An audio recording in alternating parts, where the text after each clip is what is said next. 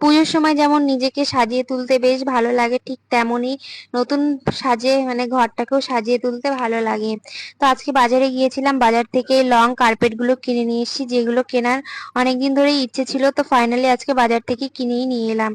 আর এই কার্পেট গুলো দেখতেও যেমন ভালো আর কোয়ালিটিও খুবই ভালো। আর একটা ছোট কার্পেটও কিনে নিয়ে এসেছি, যেটা দেখতে অনেকটা ঘাসের মতো। তো মাঝ বরাবর আমি কেটে নিচ্ছি। কেন কেটে নিচ্ছি একটু ধৈর্য ধরে দেখলেই তোমরা বুঝতে পারবে। তো দেখো, তোমরা তো জানো আমি ঘরের মধ্যে কিছু গাছ লাগাই। এই যে স্ট্যান্ড সহ যে ট্রি পট গুলো আছে সেগুলো আর কি এই কার্পেটের উপরে দিয়েছি। মানে গাছের সঙ্গে এই যে এই মানে ঘাসের মতো দেখতে কার্পেট গুলো বেশ ভালো যায়। এটাও ভাবছিলাম কিছুদিন ধরে কিনবো, তো বাজারে যাওয়া হচ্ছিল না, সেজন্য কেনা হচ্ছিল না। আজকে ফাইনালি কিনে নিয়ে এসেছি। আর এই যে বেডের পাশে এই লং কার্পেট গুলো দিয়েছি, এগুলোও বেশ ভালো লাগে দেখতে। তো দেখো আমার ঘরটা কেমন লাগছে এই কার্পেট দিয়ে সাজিয়ে, অবশ্যই জানিও।